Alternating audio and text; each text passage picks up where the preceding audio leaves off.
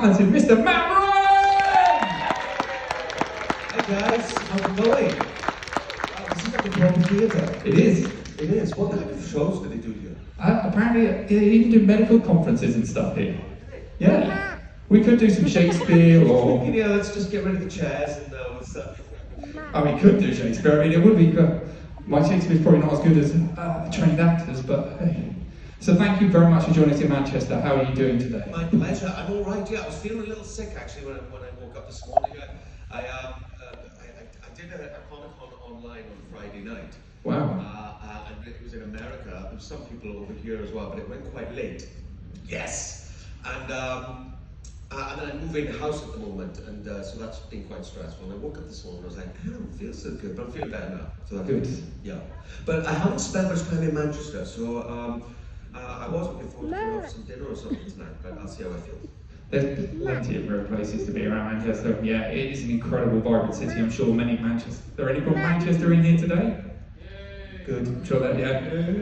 Look, it's always good when there's one person representing the town and they're the least vocal person in the room. But thank you for joining us, and as I said, but now Constantine, if we can start talking about that character.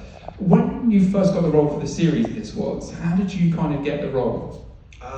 Well, I was actually doing a play in London. I was playing alongside Jude Law's Henry V, playing the Welsh captain Llewellyn. And I had long hair and a big beard. And the audition came through from a casting director, and I did a tape for it, which is when you record yourself, you know, doing the scenes. Sent them off, and they really liked it, but they couldn't see past the hair and the beard. So they asked me if I could cut it off, but obviously I was doing a play. So I said, there's no way I can do that. And so they asked me to do the tape again, but with some acting notes. So I did that, and I actually ended up doing like 14 tapes. And the reason, because the studio was just like, just don't see it, you know, because this big beard and long hair and stuff. And unfortunately, I couldn't, you know, just leave the play and cut my hair off and fly to Los Angeles. So time went on, and I thought I would miss out on the role. I think they saw 400 people. Wow. Yeah, and then I was lucky enough that when the play finished, they wanted me to fly over to LA and do a camera test. So I flew over to LA, shaved my beard, cut my hair, did all the camera tests, and got the job. Wow. Yeah, it was a bit of a process actually. It was about 2 months of, you know, redoing these tapes over and over. And then eventually when I got there, it was great, yeah. And essentially though, for you, when you first got that role, how did you feel? Because you're taking on a lead role in a series at this point, which is, for those that don't know, I mean, when I spoke to other lead actors before, they said that it's quite a responsibility because you're the one the cast looks to. So how did you feel when you kind of realised that? Yeah, I mean, you know, when you're, what they say is number one on the call sheet, you know, the title of character in a show or a movie, it's a lot of responsibility, and obviously I've done my research on Constantine, and you know, saw that he was such an iconic character and was beloved by so many people since 1985. I think he was created in an episode of Swamp Thing, and then he had his own Hellblazer series in 1987. And so I at first, you know, I was like, well, I've got to do my work, you know, and I feel like with these things, it was good for me to kind of try and absorb as much of the character from the comics as possible, because that's what the people loved, you know, and as an actor and an artist, I think it's my job to interpret that, and then, you know, put my own originality to it as much as possible, but first and foremost being kind of true to the DNA of the character. And the pressure, the weight of kind of carrying the show was, well, it was a lot, but I liked it, I thrived off it, you know, and I kind of felt that, I mean, the cast, the crew, the producers were great. The director who directed the first episode, Neil Marshall, was a wonderful guy from Newcastle, actually. And yeah, it just all worked, you know. And I didn't really feel, I felt the pressure, but I think it's a funny thing, because there's so much pressure, you don't have time to think about the pressure. So I just threw myself into the work and was like absorbing all the comics. And if I ever got into my head and started to feel, you know, the anxiety of that pressure, then I just throw myself into the work, you know. So it's a funny thing that with that much pressure, I couldn't think about it, but it ended up kind of being that way. Yeah. And because I suppose you're in a bubble, aren't you? When I would imagine from the moment you get the role to the moment you actually first get a break from the series, you're in like a bubble and you're just trying to push through.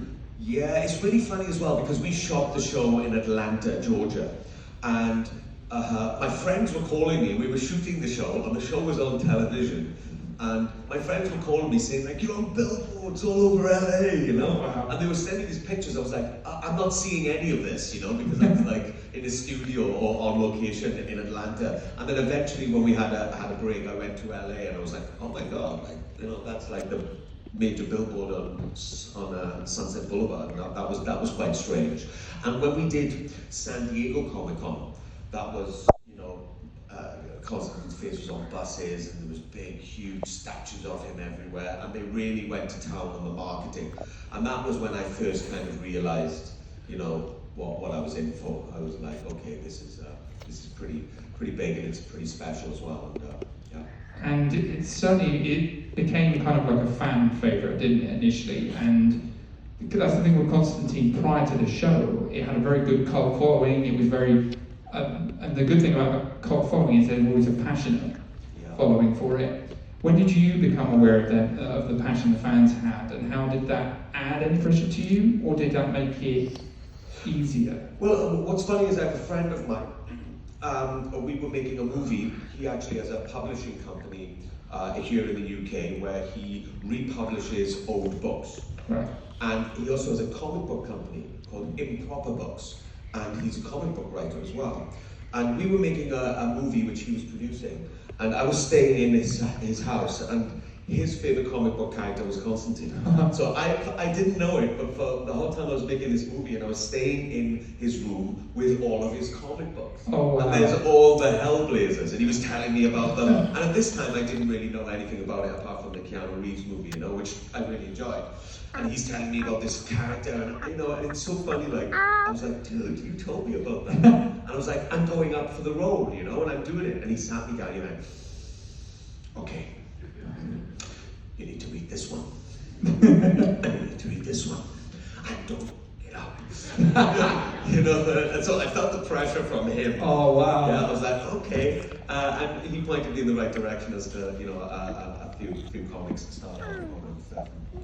But what was his reaction then when he saw the show? Because more than anyone, he's going to be the one that tells you, isn't he? Yeah, he liked it. He was very nice to me. I think that he was wanting it to be a little darker in places, you know.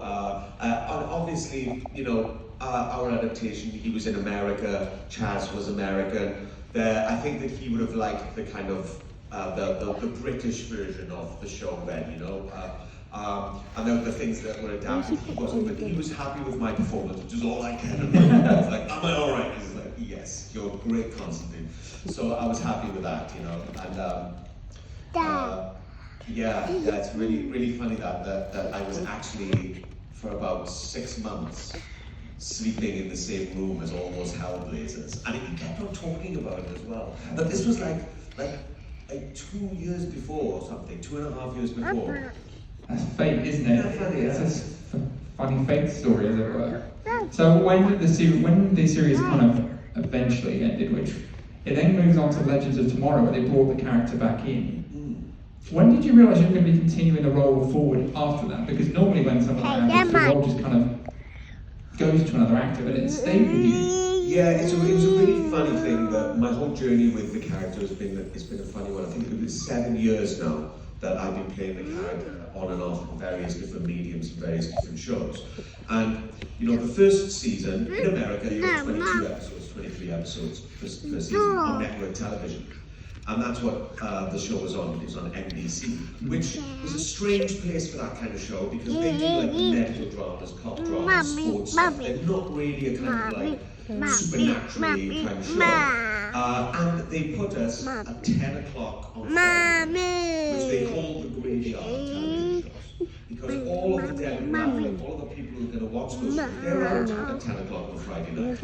And at that time, they had like a TiVo, you know, like when you can record, but they weren't taking into consideration the numbers of those how many people watch the day after. Or they have a thing called the +3, the +1, the +3, and the +9 numbers.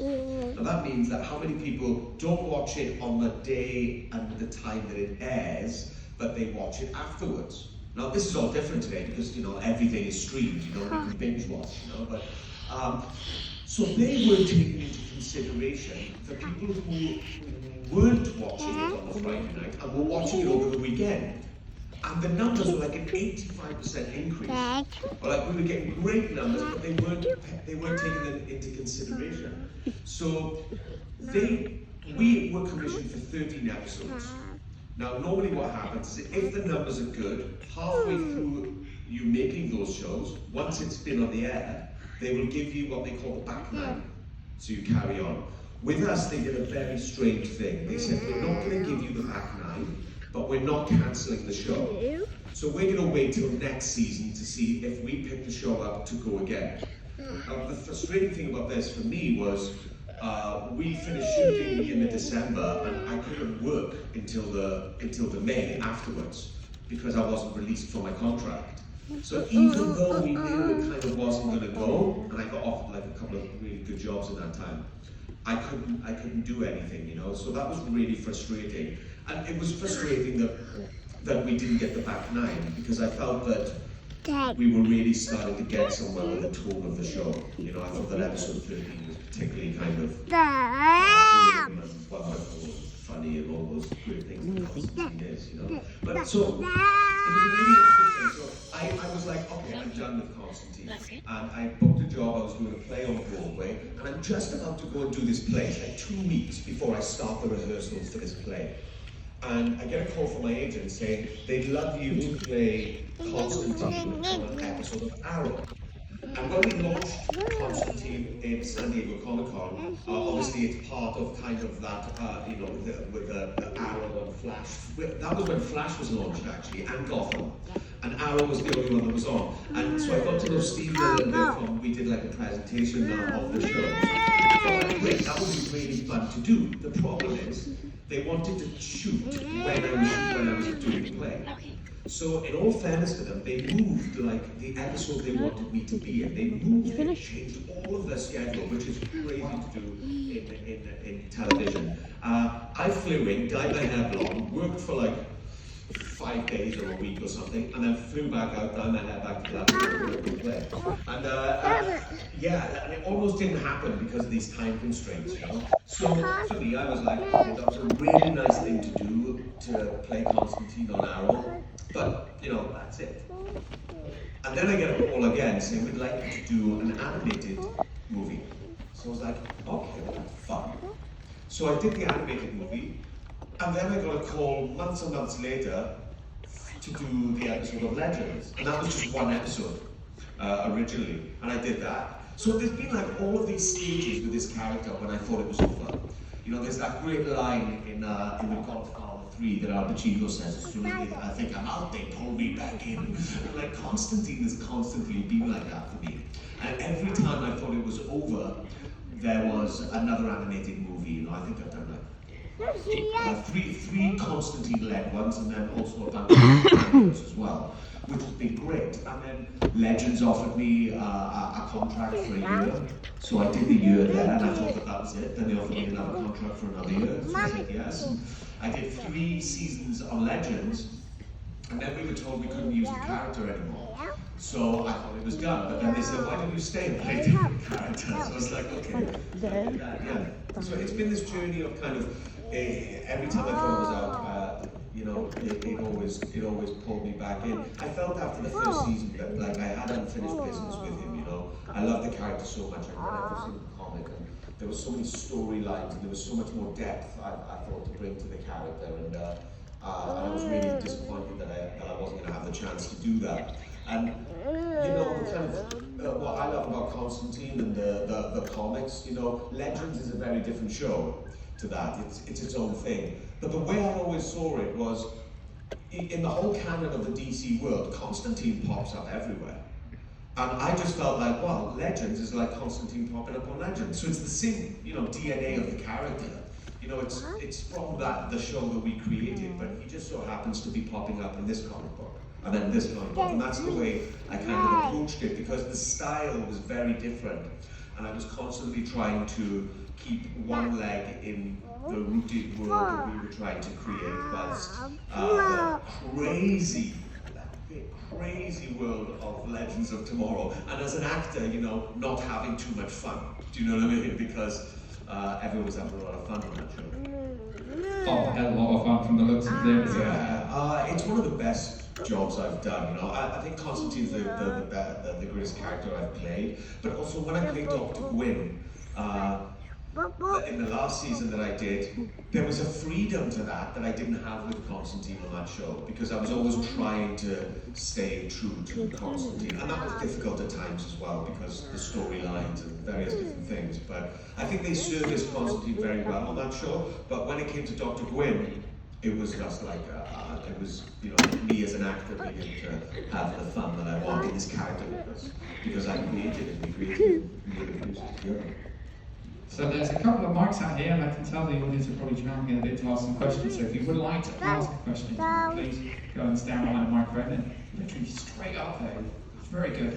Yeah, you might be able to pick. You can take it out. Yeah. There you go. Because that wasn't going to work. Yeah, that wasn't going to work. So I mean, you kind of touched on this a moment ago, but like when they told you they could no longer use Constantine, you know, they actually killed him off. You know, what were your first thoughts on that?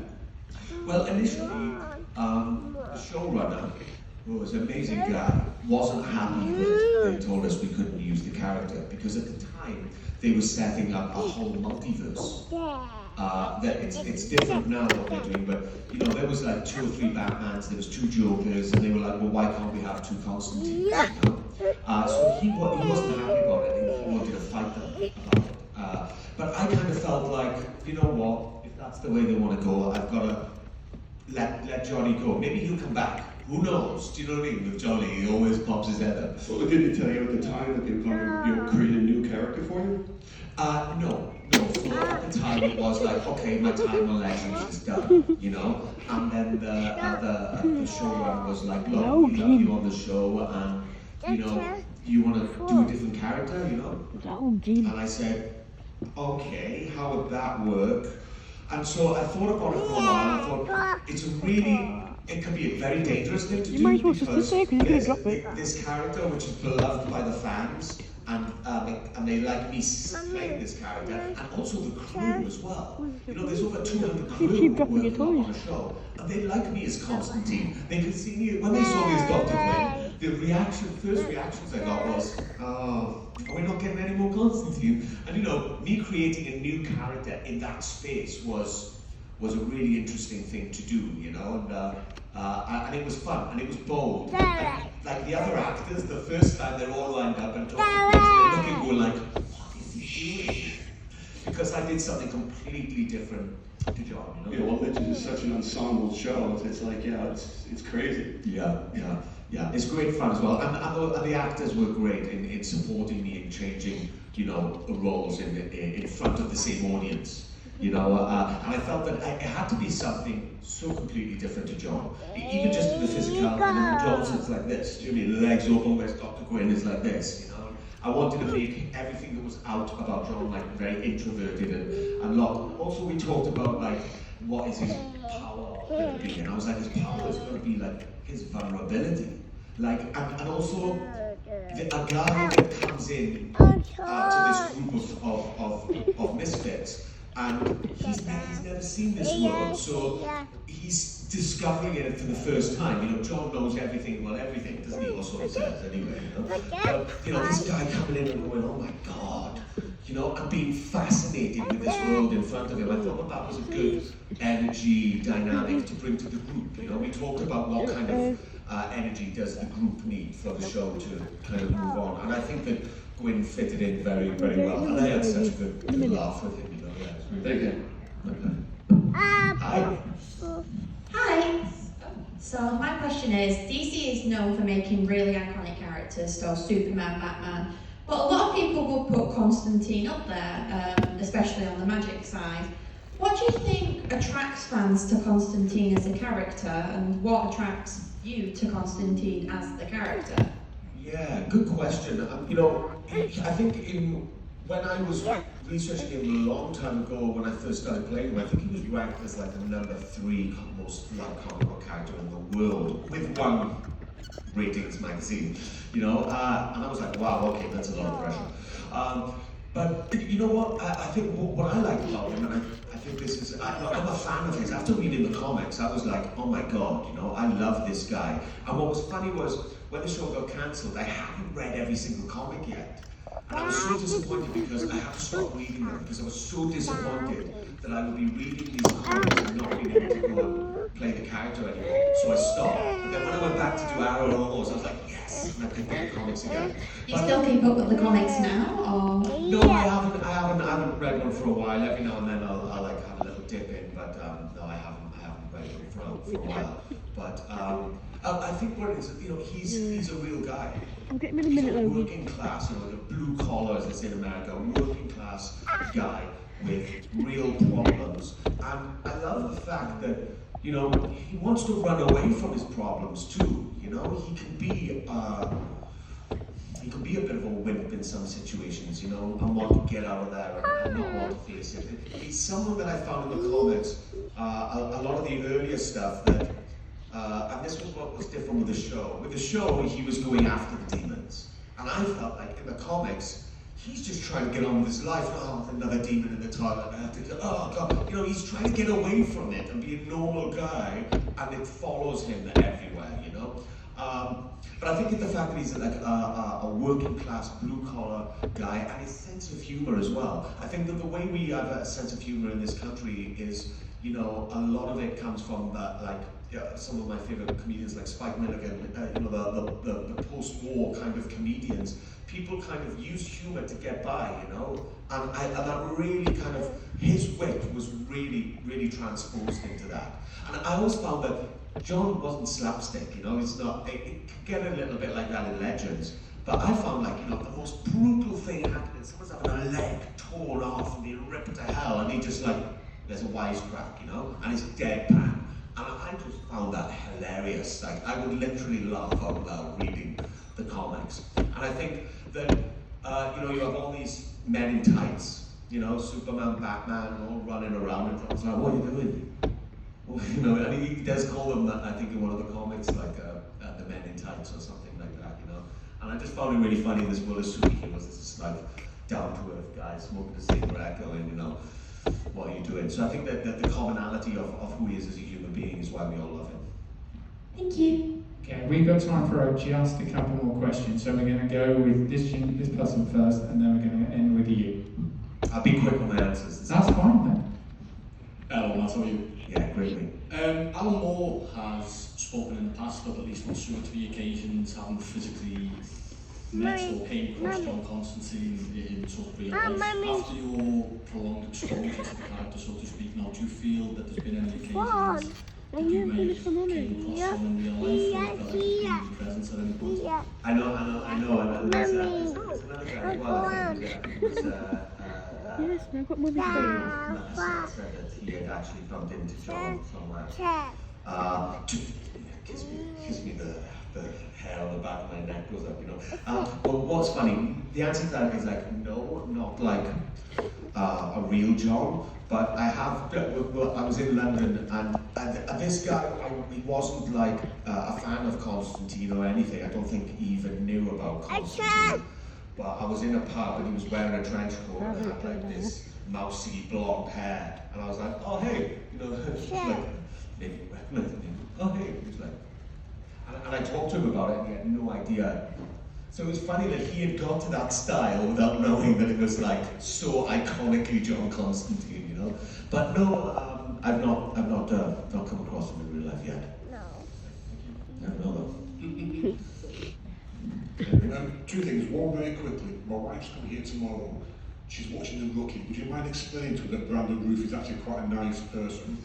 What is he watching? No, she's watching The Rookie. Oh yeah, Brandon is the He's a nice best. person, really. He is just like the nicest guy. She hates him. I don't know, he's one of the, I think great job as Superman as well. I was so disappointed that he never got to continue that, you know what I mean? And but he is like the best human being in the world. And I was really disappointed when he left the show, obviously, because he had such a dynamic that he brought with him. And he's like super healthy as well, and he like knows all of these things about vitamins and like, so on set you have like something called craft services, and normally they have like crisps and chocolates, and Brandon had talked to them, and they were like all these like keto, like really like tasty but you know really healthy kind of snacks and stuff. And when he left, it all went to the ground. My main question though is, you're Welsh, John Constantine is Scouse. At any point did they try the Scouse accent, or did they go just Americans won't understand that that's English as well? Yeah, it's a funny thing because I got the job.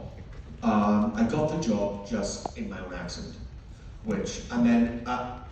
and then up until the day we were going to shoot the pilot, the first episode, he was going to be from London. It just didn't feel right, and I knew he was Scouse. First of all, they didn't want me to do Scouse because they felt that at that time for an American audience, they wanted something like London, because they're like, yeah, you know.